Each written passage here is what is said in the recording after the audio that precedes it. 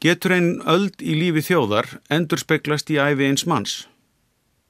Maður spyr sig að þessu eftir lestur á þessari merku ævisögu Guðna T.H. Jóhannessonar Gunnar Thoroddsen. Því hún ekki aðeins viðfangsefni sitt, heldur hún margt fleira. Íslenskt stjórnmálalíf eins og það mótaðist í kjölfar fullveldis og lýðveldis, íslenskt stjórnmála siðferði á 20. öld, íslenska menning í víðum skilningi, meira að segja drykkjumenninguna. En síðast en ekki síst segir hún mikið flokkakerfið á Íslandi og einkum þá sjálfstæðisflokkin sem lengst af þessum tíma réð ríkjum á veigamiklum stöðum í þjóðlífinu, annað hvort í ríkisstjórn eða borgarstjórn, oft á báðum stöðum. Guðni hefur að vissu leyti dottið í lukkupottin með því að velja sér þetta viðfangsefni.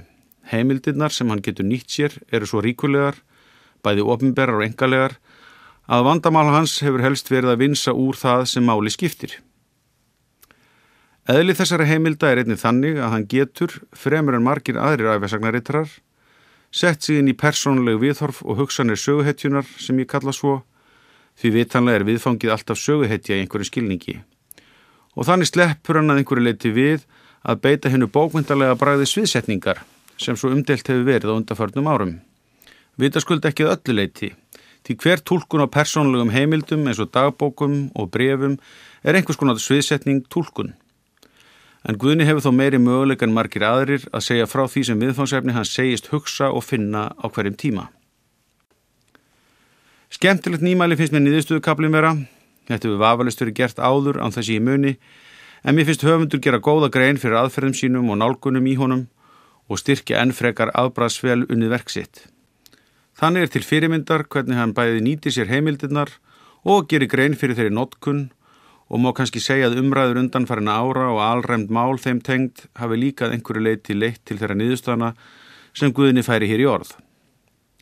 Tilraun hans til að líta á viðfangið með sem hlutlausust hætti, leið og hann viðurkennir að það sé hans markmið sem unnt sé að nálgast, veitir verki hans meiri trúverðuleika en flestum öðrum ævisögum sem ritaðar hafa verið á undanförnum árum. Það sem þessi bók segir Ísland og Íslendinga hins vegar að mörgu leyti skelfilegt. Jafnvel þótt að hafi oft verið sagt áður.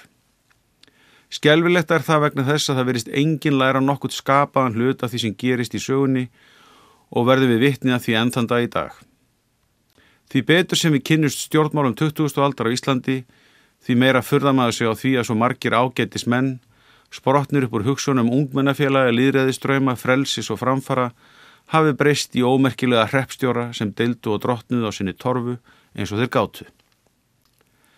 Kannski þetta mannlegt eðli, ef það til, því þetta vafalaust við flesta stjórnmálaflokka íslenska á 20. öld.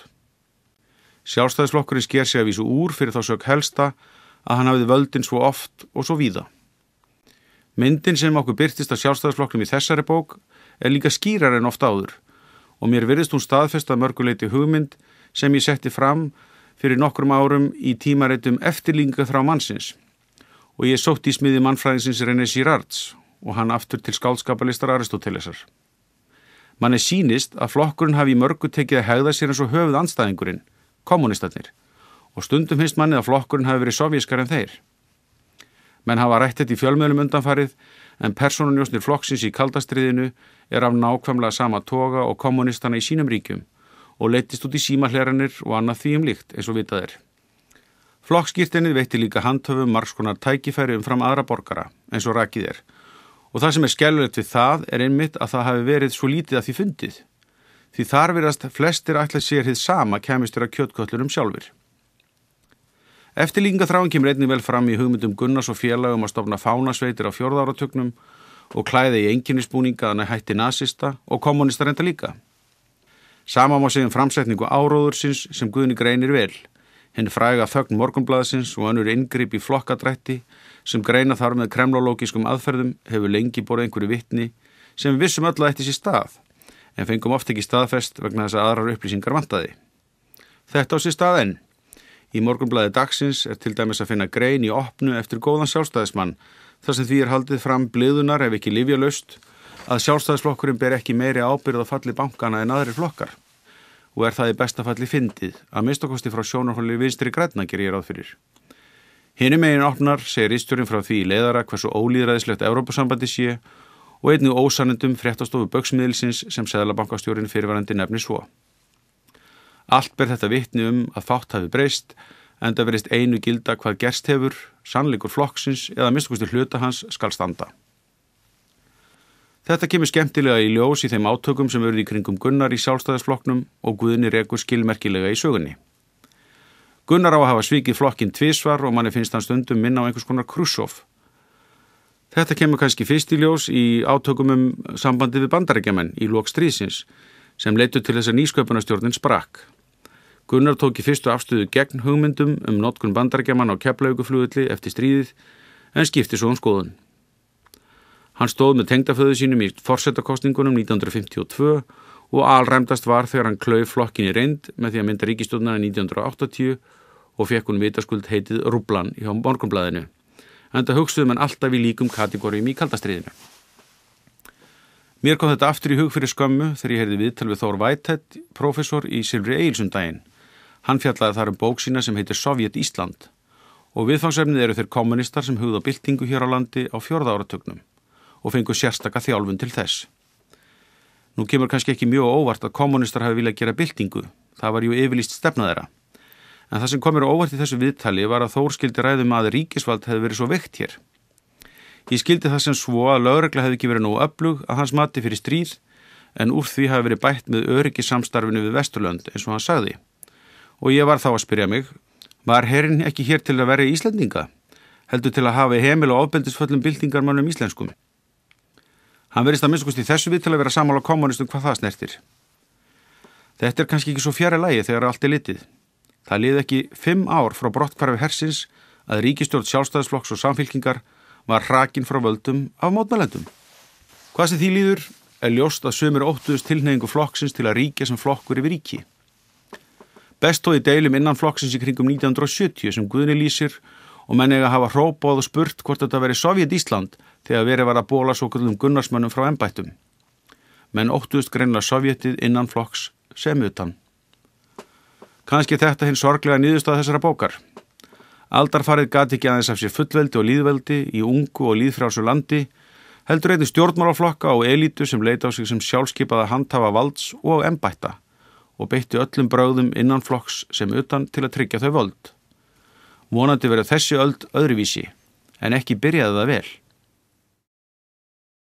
A movement that is socially conservative and economically liberal.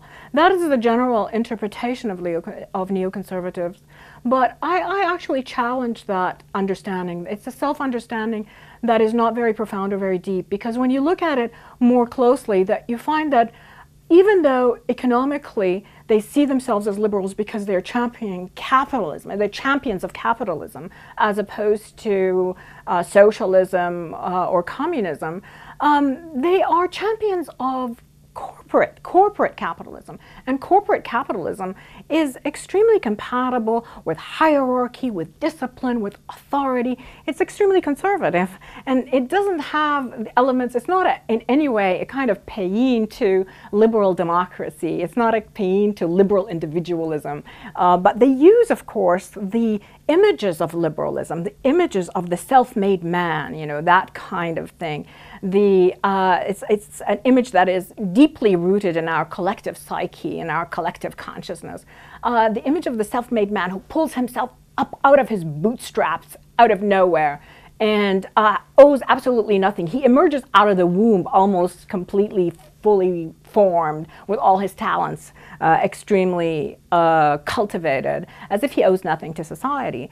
And so they use that image, but in fact, when you examine it more closely, what's corporate capitalism? Corporate capitalism basically turns individuals into herds. It forces individuals to be herded into large office buildings. It forces them to be herded into large factories. So it's highly anti-individualistic if we think of liberalism as individualistic. But if all we think about liberalism is capitalism, well, fine, then they can call themselves liberals. But that's very a minimalist conception of liberalism in my view.